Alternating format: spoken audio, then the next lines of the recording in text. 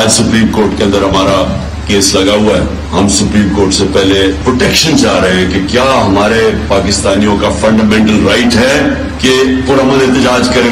अब supreme court से ये बेसिक सवाल है, और क्या इस तरह के मुजरिमों को आप इजाजत दे सकते हैं कि या औरतें बच्चे देखें और उनके ऊपर शेलिंग करें, और पता नहीं 35,000 शेल मारे इन्होंने, लोगों के घरों में घुस गए रात को, उनकी औरतें ना चादर ना चारदीवारी की परवाह, जो इन्होंने हरकतें की हैं पंजाब के अंदर, और जो पंजाब पुलिस का इस्तेमाल किया है, गलत इस्तेमाल किया। तो हम सुप्रीम कोर्ट से रूलिंग ले रहे हैं, और उसके बाद जैसे ही उनका फैसला आता है उसके बाद मैं अनाउंस करूंगा, फिर हम निकलेंगे इंशाअल्लाह। और इस बारी बहुत बेहतर प्लानिंग होगी। इस बारी हमारी प्लानिंग कोई ठीक नहीं थी।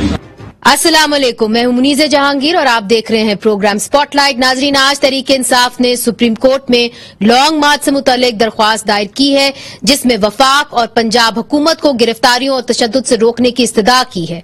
सुप्रीम कोर्ट में यह दरख्वास्त तहरीक इंसाफ के सेक्रेटरी जनरल असद उमर की तरफ से दायर की गई, और इसमें सेक्रेटरी दाखिला और पुलिस के सरबराहों को फरीक बनाया गया है। तहरीक इंसाफ ने अपील की है कि एहतजाज के दौरान ना तो गिरफ्तारियां की जाएं और ना ही रुकावटें खड़ी की जाएं, क्योंकि एहतजाज हर शहरी का बुनियादी हक है। इसके अलावा तहरीक इंसाफ ने नैब तरमीम को अदालत में चैलेंज करने का ऐलान किया है और अदालत से अपील की है कि इस मामले पर अज खुद नोटिस लें। दूसरी तरफ पंजाब में भी सियासी जमातों की नजरें वफाक की तरह अदलिया पर हैं। तहरीक इंसाफ की तरफ से वजीर आला पंजाब हमजा शहबाज का नोटिफिकेशन मुअत्तल करने की दरख्वास्त की गई है। स्पीकर पंजाब असेंबली परवेज लाई की तरफ से 16 अप्रैल को जो वजीर आला का इलेक्शन हुआ उसको कलअदम करार देने की भी दरख्वास्त की गई है। इसके अलावा लाहौर हाई कोर्ट में वजीर आला पंजाब की हल्फ बर्दारी के हवाले से भी केस चल रहा है, जहां तहरीक इंसाफ का कहना है कि आइन में गुंजाइश नहीं कि स्पीकर कौमी असेंबली वजीर आला से हल्फ लें, जबकि पहले लाहौर हाई कोर्ट ने स्पीकर कौमी असेंबली को नामजद किया था कि वो वजीर आला पंजाब से हल्फ लें। सुप्रीम कोर्ट के फैसले के बाद पंजाब असेंबली में तहरीक इंसाफ के 25 मुनहरिफ अरकान को नाअहल करार दे दिया गया था। इनमें से 5 मखसूस नशिस्तों के मामले पर अदालत ने हुक्म दिया है कि इलेक्शन कमीशन 2 जून तक इन नशिस्तों का फैसला करे, यानी तमाम सियासी मामलात अब अदालतें तय करेंगी, जिस पर नून लीग जो है नाखुश नजर आती है। कल मैंने टीवी में देखा तो अदलिया से इस तरह मुखातिब था जिस तरह अदलिया को हुक्म दे रहा है, सुप्रीम कोर्ट को हुक्म दे रहा है। दूसरे लफ्जों में सुप्रीम कोर्ट को कह रहा था कि मुझे हर जगह से ना हो गई है, अवाम ने भी मुझे मुस्तरद कर दिया, एस्टैब्लिशमेंट से भी ना हो गई, सियासी जमातों ने भी मुझे ना कर दी, तो अब एक अदलिया और सुप्रीम कोर्ट बचते आए और मेरी जान बचाएं और मेरा लॉन्ग मार्च कराएं। तो मैं अदलिया से भी बहुत अदब से ये गुजारिश करना चाहती हूँ, मैं अदलिया को डिक्टेट ना कर सकती हूँ ना करूँ, मोहतरम इदारा है, पाकिस्तान का इदारा है, तो मैं अदलिया से ये रिक्वेस्ट करूंगी कि इसकी गंदी और इंतशारी सियासत का हिस्सा मत बन। ये अदलिया के चंद जजेस को भी साकिब निसार बनाने का इरादा लेके निकला हुआ है। इधर इस्लामाबाद स्पीकर कौमी असेंबली राजा परवेज अशरफ ने 6 जून से तहरीक इंसाफ और अवामी मुस्लिम लीग के 131 अरकान के इस्तीफों की तस्दीक शुरू करने का फैसला किया है, लेकिन इमरान खान ने अपनी पार्टी के लोगों को स्पीकर के सामने पेश होने से रोक दिया है। अब कोई गुंजाइश नहीं रह गई कि सियासी मामलात पार्लियामेंट में हल हों। इस वक्त हमारे साथ मौजूद है पाकिस्तान पीपल्स पार्टी के सेनेटर शहादत अवान साहब, जो वजीर मुमलिकत बराए कानून है। आपका बहुत बहुत शुक्रिया, आपने हमें ज्वाइन किया। तहरीक इंसाफ के मलिक आमिर डोगर साहब, जो कौमी असेंबली में चीफ विप थे और वजीर आजम के मामले खसूसी बराए सियासी अमूर रह चुके हैं, आपका भी बहुत बहुत शुक्रिया। सलाउद्दीन साहब हमें ज्वाइन कर रहे हैं, जो सदर हैं Sindh high court bar association के, और हाल ही में इन्होंने एक बड़ा दिलचस्प जो है आर्टिकल भी लिखा है। सबसे पहले आमिर डोगर साहब, आपकी जानिब आऊंगी। आपने तो सियासी मामलात सियासी तरीके से पार्लियामेंट के अंदर, नेशनल असेंबली के अंदर हल करने थे, मामला इधर तक उलझा कि नो कॉन्फिडेंस मोशन आ गया, और अब ये हालात हैं कि आप लोग असेंबली से बाहर हैं और सारे मामलात अदालत के अंदर हैं। क्या आप ये नहीं समझते कि इस वक्त जो है, अगर आप वापस आ जाएं पार्लियामेंट के अंदर और आप लोग ऑपोजिशन का एक भरपूर किरदार अदा करें, अपने आप को बंद गली में ना ले जाएं, तो शायद मामला जिस तरह ईवीएम का मामला है, जिस तरह ओवरसीज पाकिस्तानीज का मामला, ये सब कुछ तो कमिटीज के अंदर आना है। तो अगर कमिटीज के अंदर आप ऑपोजिशन ही नहीं करेंगे तो फिर कैसे आप अपने मसाइल का हल ढूंढेंगे? सड़कों पे तो आपने कोशिश कर ली और उसका जो है खमियाजा सब भुगत रहे हैं। अब देखिए, आपकी बात में बड़ा वजन है, लेकिन अब एक फैसला सिर्फ इसलिए लिया कि हम पहले दिन से हमारा ये मौक़िफ़ है कि ये एक इम्पोर्टेड हुकूमत है। ये अंजुमन गुलामान अमेरिका इकट्ठी है, 13 जमातें जो नेशनल असम्बली में है, और जिस तरह से इनको लाया गया है और जिस तरह से इन्होंने हमारे 20 अरकान असम्बली को मैंडेट चुरा कर और ख़रीद कर ये सब कुछ किया गया, तो हम इस पार्लियामेंट को कोई लेजिटिमेसी नहीं देना चाहते। हमारा एक ही असूली मौक़िफ़ है कि इस सारे बहरान का, इस सारे मसाइल का, कि आज ये कहते हैं जी जहर खाने के लिए मुल्क में खजाने में पैसे नहीं है। मुझे आज तो फिर पंजाब के अंदर आप जो ज़िम्मी इलेक्शंस हैं उनके अंदर आप हिस्सा क्यों ले रहे हैं? पंजाब का मसला थोड़ा सा यूनिक है। वैसे तो आपकी बात ठीक है, आपकी इस बात से मेरा जाती मौक़िफ़ यह है कि हमें ऑल आउट जाना चाहिए। अच्छा। पंजाब असम्बली से भी और KPK असम्बली से भी, और जितने बाकी सिंध असम्बली में हमारा अरकान है, बलूचिस्तान में, सबको रिज़ाइन देकर बाहर आना चाहिए, क्योंकि अल्हम्दुलिल्लाह आज अवाम आपके साथ खड़ी है और अवाम की अदालत में जाना चाहिए। बाकी रह गया इलेक्शन आज नहीं कल इनको करवाना पड़ेगा, क्योंकि अब आप देखेंगे अभी बजट आ रहा है और जो 30 रुपए जो डीजल और पेट्रोल की कीमत बढ़ाई है, और कल तकरीबन 4 से 5 रुपए फी यूनिट बिजली की कीमत बढ़ गई है, जो अवाम को इन 2 महीनों में महंगाई के अलावा और बेचैनी के अलावा और उसके अलावा कुछ नहीं इन्होंने दिया। चले, महंगाई तो आपकी भी हुकूमत में कम नहीं थी। अब ये शहादत साहब से पूछते हैं कि कराची की अगर हम बात करें, शहादत साहब चूंकि आपकी पार्टी जो है इस वक्त सिंध के अंदर है, आपने ATA जो है 7 ATA जिसके अंदर जो पनिशमेंट है वो डेथ है, सजाए मौत है, आपने वो PTI के वर्कर्स के ऊपर और उनके लोगों के ऊपर लगा दी है। और उमरकोट के अंदर कल लालचंद मली साहब आए हुए थे, वो भी बता रहे थे कि उनके साथ ऐसे लोग हैं जिनके ऊपर 7 ATA लगी हुई है। तो आप तो बात करते थे कि जी मुजाहरे जो हैं वो जमहूरियत का हुस्न है। देखिए मुझे ऐसा नहीं है। सबसे पहली बात तो मैं आपको ये बताऊं कि ये जो आप कह रहे हैं 6, 7 ATA जो है, जितने ऑफेंसेस हैं वो डिफाइंड है सेक्शन 6 में, और सजा उनकी है सेक्शन 7 जो है एंटी टेररिज्म एक्ट जो है उसमें देखें वो है। बात यह है कि अगर आप अवाम में खौफ व हरास फैलाते हैं वो टेररिज्म की डेफिनेशन में आता है, लेकिन सजा जो होती है, जो सब्सटेंटिव लॉ होता है उसमें सजा होती है, डेथ सेंटेंस नहीं है। अगर आप पब्लिक में जलाओ गिराव करते हैं तो उसकी PPC में जो सजा होगी वो सजा आपको होगी, उसमें डेथ सेंटेंस नहीं होगी। ये लोगों ने गलत फैलाया हुआ फोरम जो है इंसदादे दहशत गर्दी का है, लेकिन डेथ सेंटेंस जो आप कह रहे हैं को मर्डर नहीं है कि डेथ सेंटेंस अली जैदी के ऊपर, खुर्रम शेर जमान के ऊपर, मैं आपको गुजारिश ये करूं, अगर कोई आदमी, मैं गुजारिश, वो 7 ATA है। 7 ATA क्या है? 7 ATA में ABCDEF से लेके MLN तक जो है उसमें कैटेगरीज हैं, उसमें सजा है कि कौन क्या करेगा, उसकी कितनी सजा होगी। तो ये कह देना कि सेक्शन 7 में, या तो आप कहते हैं ना, सलाउद्दीन अहमद साहब मौजूद हैं, वो आपको बताएंगे कि सेक्शन 7 जो है उसमें खाली सजा जो है डेथ नहीं है, हर ऑफेंस की है। अगर किसी आदमी ने कार्य सरकार में नहीं, ऐसा नहीं है, इस केस में नहीं है, आप वो उठा के देख लें, खाली 6, 7 जो है उसमें डेथ नहीं है। सर, अगर तो किसी ने लॉयर हैं, क्या ये इसीलिए गुजारिश में ये कह रहा हूं, जवाब था, मैं अब गुजारिश मेरी सुन लीजिए, अगर किसी ने कार्य सरकार में मुजाहमत की है, पब्लिक में खौफ व हरास फैलाया है, लोगों की दुकानें बंद करवाई हैं, तो डेफिनेटली वो टेररिज्म है। आपको पता है इवन के शटर किसी का बंद करवाने पे, जिस जमाने में MQMP के 6, 7 लगती थी, उस जमाने में तो कोई नहीं कहता था कि क्यों गलत लगती है। उमरकोट में वो जो हिंदू बरादरी के ऊपर आपने 7 ATA लगाई है मुजाहरा करने पे, पुरअमन मुजाहरा करने पे, वो भी दुरुस्त है? देखिए, मैं आपको गुजारिश ये करूँ कि ये कल बात जो है अपना सेनेट की स्टैंडिंग कमेटी में भी बात हुई है, वहाँ पे पुलिस अफसरान भी वो थे, उन्होंने, मैं भी वहाँ पे मौजूद था, उन्होंने कहा है, वहाँ पे DPO आए हुए थे, उन्होंने कहा जी जो इन्वेस्टिगेशन है FIR अगर सरकार ने काटी है और उसमें साफ ज़ाहिर है कि अगर आप अटेम्प्ट टू मर्डर, अगर आप जो पुलिस के लोग हैं उन पे हमला आवर होता है मॉब कोई, तो उसने कहा हमने उस नजरिए से की है, लेकिन कोई किसी को हमने चालान नहीं किया, किसी आदमी को कोर्ट में नहीं डाला। तो अभी से ह्यू एंड क्राई शुरू हो जाए, खुदा ना खास्ता ये पाकिस्तान के अवाम है, हमारे अवाम है, और मेरे ख्याल में कहीं पूरे पाकिस्तान में कहीं ज्यादती ना होनी चाहिए, ना कहीं हुई। सलाउद्दीन साहब, आपने शहादत अवान साहब की बात सुनी, आमिर डोगर साहब की भी बात सुनी, तो 780A का जो पर्चा है ये पूरे सिंध के अंदर कुछ पीटीआई के कारकुनान के ऊपर, लीडरान के ऊपर जो है काटा जा रहा है। तो जिस तरह शहादत अवान साहब कह रहे हैं कि जरूरी नहीं कि इसके अंदर डेथ सेंटेंस हो, क्या जवाज बनता है 780A का? देखिए, इस हद तक तो मैं शहादत अवान साहब की बात टाइप करूंगा कि डिफरेंट ऑफेंसेस हैं ATA में भी, और उन डिफरेंट ऑफेंसेस की डिफरेंट सब्सटेंटिव पनिशमेंट्स हैं, जरूरी नहीं है। ये एक चीज तो बड़ी क्लियर है, और ये हमारी तमाम सियासी जमातों को मानना चाहिए, अभी जो हमारी सिंध हुकूमत को भी और जो फेडरल गवर्नमेंट है, पंजाब हुकूमत है, इन सबको भी मानना चाहिए कि एहतजाज सबका जमहूरी हक है।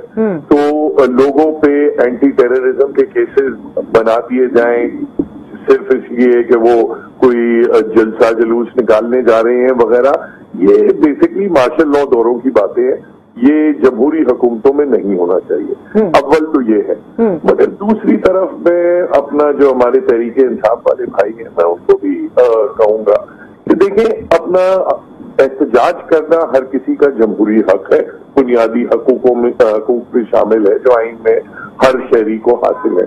मगर उसके साथ मेरा भी एक बुनियादी हक है कि मैं अगर इस्लामाबाद जाऊं तो मैं उसकी सड़कों पे घूम सकूं।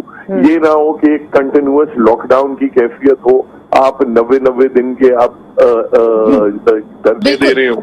ये भी मेरा एक बुनियादी हक है कि मैंने एक पार्लियामेंट के लिए वोट डाला है, उस पार्लियामेंट ने किसी वजीर आजम को मुंतखब किया है, पहले इमरान खान साहब को किया था, अब उसी पार्लियामेंट ने शहबाज शरीफ साहब को मुंतखब किया है। तो मेरा भी ये एक हक है कि मेरी जो इलेक्टेड गवर्नमेंट है उसे कोई 10, 20 हजार, 50 हजार, लाख आदमियों का जत्था जो है वो जाके डिसलॉज ना करे। आपने एहतजाज करना है, आपने धरना देना है, जरूर करें। आप एक डेट अनाउंस करें, आप एक टाइम अनाउंस करें, आप एक वेन्यू अनाउंस करें, और आप एक ड्यूरेशन अनाउंस नहीं, मगर देखिए सलाउद्दीन साहब, अब तो इन्होंने कहा है कि हमें ये हदायत जो है, ये प्रोटेक्शन जो है, ये सुप्रीम कोर्ट देगी, इसलिए आज सुप्रीम कोर्ट के अंदर पाकिस्तान तहरीके इंसाफ गई भी है। तो क्या सुप्रीम कोर्ट के जुमरे में ये आना चाहिए, क्या उनकी जुरिस्डिक्शन होनी चाहिए? देखिए, मैं समझता हूँ सुप्रीम कोर्ट ने लास्ट टाइम जो इंटरवीन किया था, जो एक्चुअली बाकी उस पे ऑब्जेक्शंस थी कि कैसे किया, क्यों किया वगैरह, व्हाटएवर, बेंच कैसे बनी, जो भी है, उस पे नो डाउट डिफरेंट ओपिनियंस हैं। मगर जो इवेंचुअली ऑर्डर उन्होंने किया वो यही था कि ये पकड़ धक्कड़ नहीं होनी चाहिए। तहरीके इंसाफ से भी कहा कि आप एक प्रॉपर वेन्यू पे जाके आप करें, ये नहीं कि रोड पे चाराय दस्तूर पे आप बैठ जाए रेड जोन में एक इंडेफिनिट मुद्दत के लिए। तो उन्होंने एक डायरेक्शन दी। अब अफसोस ये है कि दोनों पार्टीज ने, पीटीआई ने भी अपना बिल्कुल उन्होंने कहा कि नहीं, हम अपनी मर्जी की जगह पे जाएंगे, और फिर नेचुरली फिर हुकूमत की तरफ से भी उसी किस्म का एक रद्द-ओ-अमल सामने आया कि उन्होंने भी जो सुप्रीम कोर्ट की डायरेक्शन है वो फॉलो नहीं की। जी, यानी इस सूरत हाल में सुप्रीम कोर्ट को दोबारा इस इशू में पढ़ना, मैं समझता हूं कि अब उनके लिए मुश्किल हो जाएगा, जब दोनों जो फरीक हैं वो मान ही नहीं रहे सुप्रीम कोर्ट की बात। बड़ा अहम आपने जो है बात की है कि आप सुप्रीम कोर्ट की तरफ तो देख रहे हैं आमिर डोगर साहब, मगर क्या सुप्रीम कोर्ट जो फैसला करेगी उसको मानेंगे आप? और अगर आप नहीं मानेंगे तो फिर आप सुप्रीम कोर्ट क्यों जा रहे हैं? ये मैं आपसे सवाल करूंगी ब्रेक के बाद। वेलकम बैक नाजरीन। आमिर डोगर साहब, आपने सलाउद्दीन साहब की बात ब्रेक से पहले सुनी। जब आप अब सुप्रीम कोर्ट जा रहे हैं तो आप उनसे क्या तवक्को करके जा रहे हैं? क्योंकि जब उन्होंने पहले कहा था कि जी आप हुकूमत के साथ बैठे, कोई आप वेन्यू तैयार कर लें और उसके ऊपर जाके आप अपना एहतजाज करें, मगर फिर भी इमरान खान साहब जो है वो आ गए डी चौक 25 मई की रात को। तो अब आप क्या उनसे एक्सपेक्ट करें? अगर वो आपको कहेंगे कि जी इस वेन्यू के ऊपर आप कर लें, तो आप मान जाएंगे उनकी बात? सुप्रीम कोर्ट में हम इसलिए गए कि अभी आज फैसला जो सुप्रीम कोर्ट ने फाइनल वो दरखास्त निपटा दी, यही जो फैसला जिसमें उन्होंने H9 का कहा कि सुप्रीम कोर्ट हमें बताए कि क्या पूर्व अमन एहतजाज जिस तरह भी सलाउद्दीन साहब कह रहे थे वो क्या जमहूरी तौर पर आईनी तौर पर कोई गलत चीज है क्या? हमने 3 एहतजाज में उस कमेटी का मेंबर था, जब फजलुर रहमान आए, बिलावल आए, मरियम और हमजा आए, हमने पूरे पंजाब में फैसिलिटेट किया। मगर ये मुआहदा जो है ये मेरे पास है जो आपने किया था JUIFA के साथ, और उसके अंदर आपने उनको महदूद कर दिया था एक इलाके के अंदर, और वो महदूद रहे उसी इलाके के अंदर, उसी ग्राउंड के अंदर। तो क्या ये मुआहदा आप हुकूमत के साथ नहीं करेंगे? क्योंकि पहले जो आपका मुआहदा हुआ हुकूमत के साथ, जिसके अंदर शाह महमूद साहब भी थे, असद उमर साहब भी थे, परवेज खटक साहब भी थे, तो हुकूमत का ये मौकफ है कि जी आपने उसकी खिलाफ वर्जी की। आपने H9 पाक हुआ था कि जी हम वहां पे जाके अपना जलसा करेंगे, मगर फिर आप जी चौक आए। तो सवाल ये है कि सुप्रीम कोर्ट ने सुप्रीम कोर्ट ने फिर रात 10 बजे का टाइम दिया कि आप बैठकर 24 की रात को तय कर ले सारी चीजें। हमारे वुकला, हमारी टीम गई, ये रिकॉर्ड की बात है, हुकूमती टीम नहीं आई। तो अभी भी मैं आपको ये बताऊं कि हमारा वो ये कहते हैं कि आप लोगों ने उनका इंतजार करे बगैर आप वहां से चले गए। नहीं, अब क्या है कि आजकल तो टेलीफोनिक का जमाना है, काफी देर तो वहां बैठे, और गवर्नमेंट थी तो गवर्नमेंट को तो पहले बैठना चाहिए था। हम जब गवर्नमेंट में थे तो मैं तो कम से कम मेरी जात तो अपोजिशन को पहले से एंगेज करती थी पार्लियामेंट के अंदर या किसी भी जगह। खैर वो बात अब पिछली हो गई। अब मामला सुप्रीम कोर्ट में आज दाखिल हो गई एप्लीकेशन, और सुप्रीम कोर्ट से हम सिर्फ 2 चीजों कहते हैं। हजारों की तादाद में गिरफ्तारियां हुई हैं। मेरा अपना हल्का मुल्तान का N155 है, मैं ऑन रिकॉर्ड बताऊं 116 कारकुन सिर्फ मेरे एक कौमी असम्बली के हल्के से हुए हैं। अच्छा। टोटल मुल्तान के अंदर 240 मुल्तान जिले में सिर्फ लोगों को गिरफ्तार किया। 8 से 10 हजार कारकुन पंजाब से हर जिले से गिरफ्तार हुए हैं, और 2500 से 3000 कारकुन सिंध में गिरफ्तार हुए। 12 से 13 हजार कारकुनों को गिरफ्तार किया है। उन्हें उन चक्कियों में मौत की में रखा गया है। 8-8, 10-10 घंटे को तशद्दुद किया गया। शहादत अवान साहब, प्री अरेस्ट आप कर रहे हैं, उन्होंने अगर एहतजाज करना है, ये बात तो सही है ना, पुरअमन एहतजाज, तो आपकी पार्टी हमेशा उसके लिए खड़ी रही। हमने कहीं नहीं रोका, हमें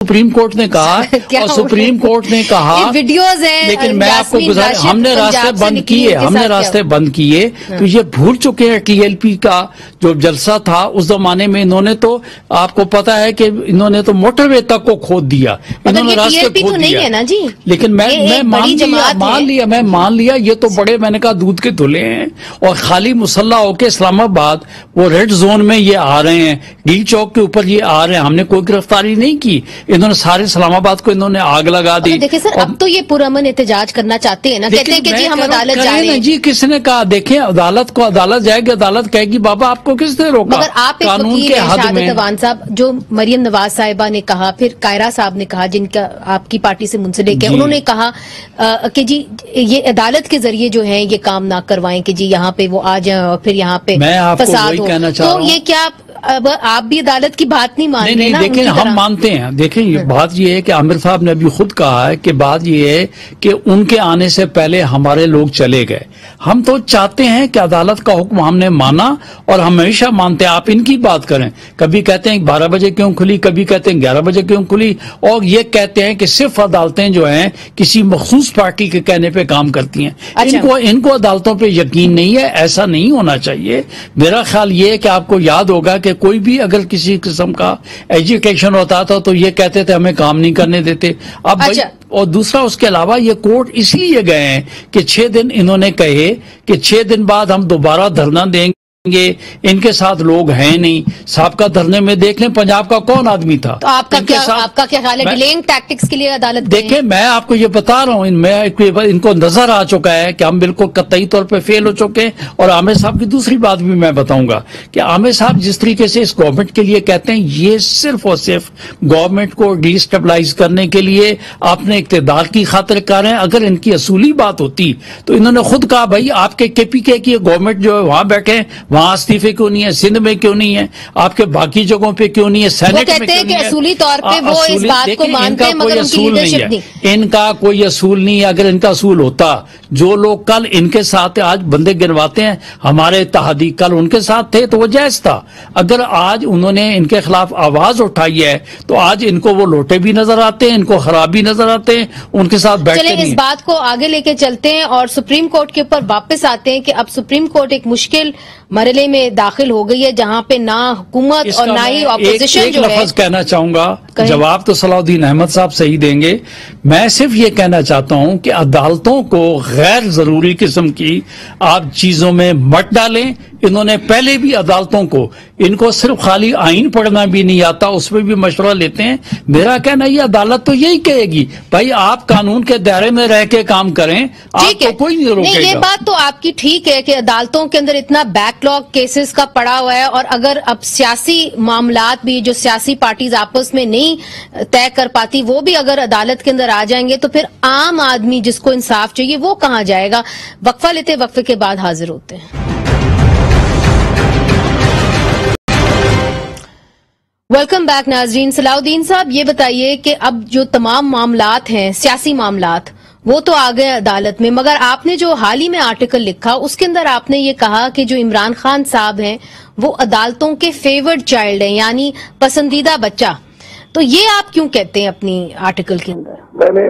मैंने ये कहा था कि जिस तरह एक कहा जाता है हमारी कानूनी जुबान में that accused is a favoured child of the law, तो उसी तरह इमरान खान साहब की लक बहुत अच्छी रही है सुप्रीम कोर्ट के सामने, तो लगता है कि he is also a favoured child of the law.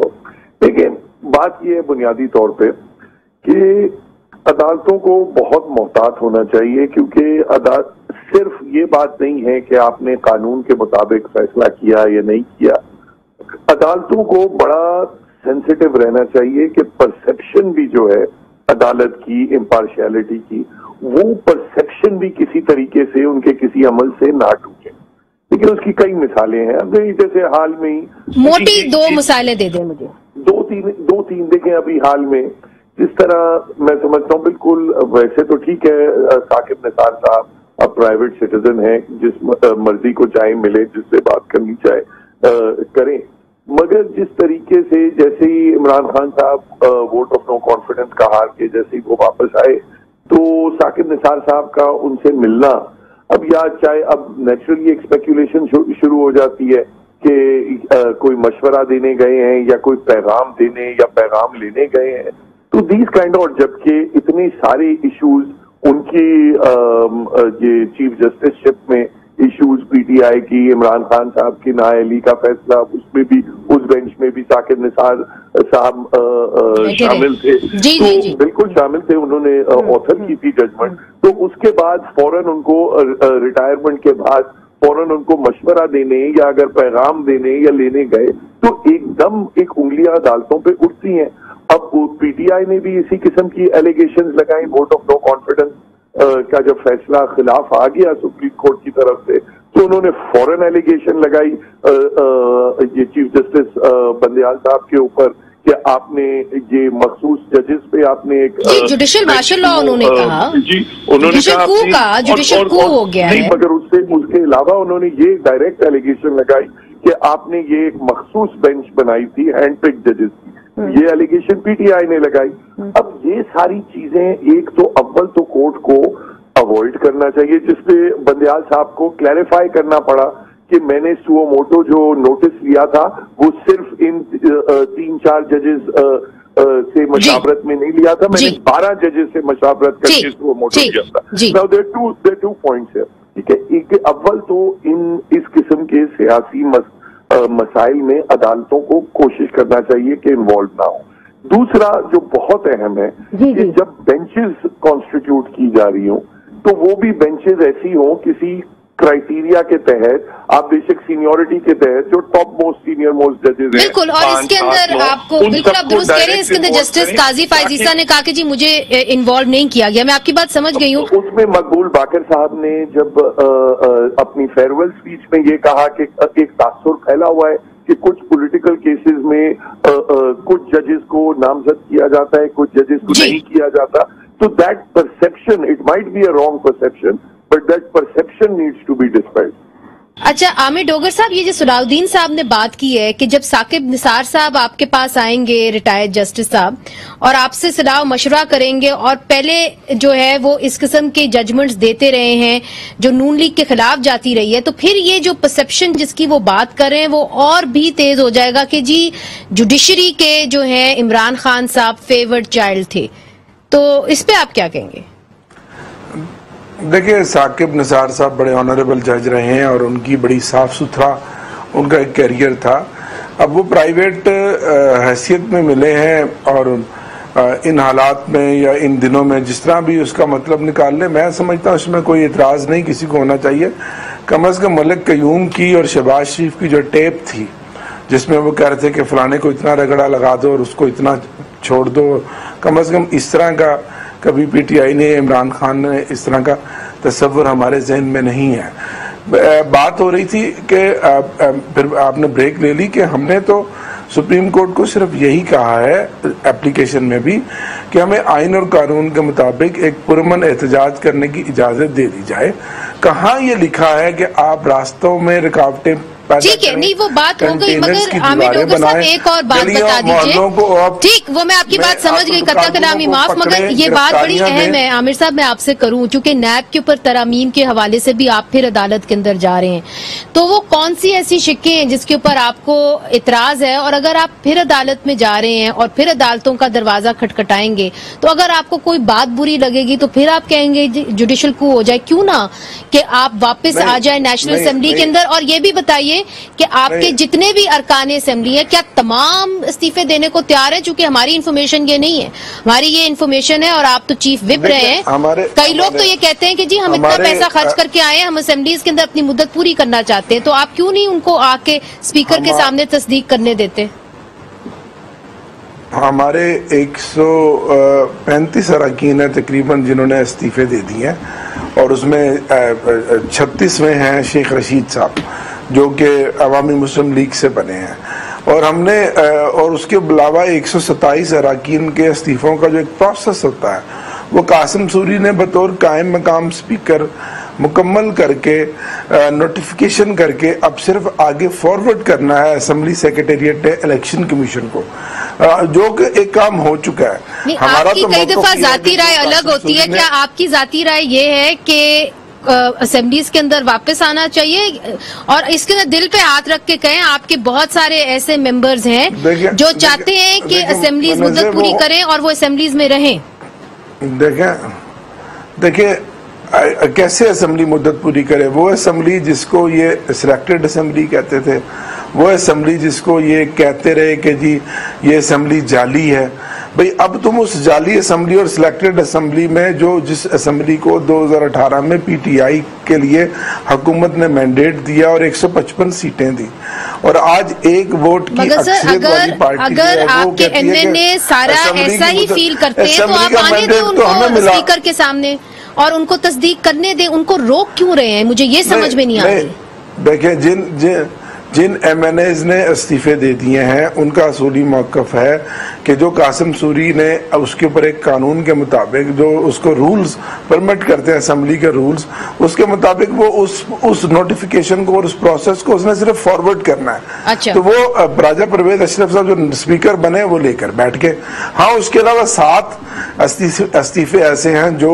राजा साहब के होते हुए आए या कासिम सूरी ने उनका नोटिफिकेशन नहीं किया या कुछ में कुछ टेक्निकल चीजें थी। तो हम तो ये कहते हैं कि अब हम क्यों जाएं जब हम इस्तीफे दे दिए, स्पीकर ने एक प्रोसेस मुकम्मल कर दिया, कासिम सूरी ने बतौर कायम मकाम स्पीकर, और वो इलेक्शन कमीशन को भेजे ताकि इलेक्शन कमीशन ज़मीनी इलेक्शन कराए, डी सीट करे, डी नोटिफिकेशन करे, जो भी करे। तो हम तो इस अपना असूली मौक़िफ़ है कि हम इस इम्पोर्टेड हुकूमत को नहीं मानते और ये हम इनके साथ नहीं बैठना चाहते। अच्छा शहादत अवान साहब, जिस तरह पंजाब के अंदर हुआ कि जी वहाँ पे अब बाई इलेक्शंस हो रहे हैं, तो नेशनल असेंबली के अंदर भी जिस तरह आमिर डोगर साहब कह रहे हैं वो जाना चाह रहे हैं, जाने दें फिर उनको और आप बाई इलेक्शंस करें। गुजारिश ये है कि ये नेशनल असेंबली और प्रोविंशियल असेंबली का मामला अलग है, प्रोविंशियल असेंबली के लोग जो हैं वो आपको पता है कि उनको इलेक्शन कमीशन जो है उसके ऑर्डर के तहत जो है ना उनके खिलाफ हुआ है। नेशनल असेंबली वालों के खिलाफ किसी किस्म, बल्कि इनकी जो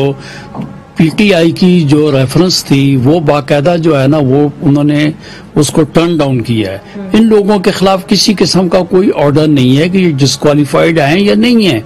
और दूसरा, उसके अलावा आमिर साहब को ये बात मैं वाज़ेह करना चाहूंगा कि आज भी पीटीआई के इत्तेहादी और पीटीआई वाले चंद लोग ये जो बैठे हैं, राजा रियाज लोग जो हैं, उन्होंने इलेक्शन कमीशन के सामने इन सब लोगों ने लिख के दिया है, नूर आलम खान साहब वालों ने सब ने लिख के दिया, हम पीटीआई वाले हैं। तो भाई अगर आपके 131 लोग जो हैं, आप कहते हैं कि उन्होंने इस्तीफे दे दिए, चंद लोग तो हैं कि जिन्होंने फ्लोर ऑफ दी हाउस पे ऊपर ये कहा, उनको तो मैं कहता हूँ बुलाने की जरूरत नहीं है।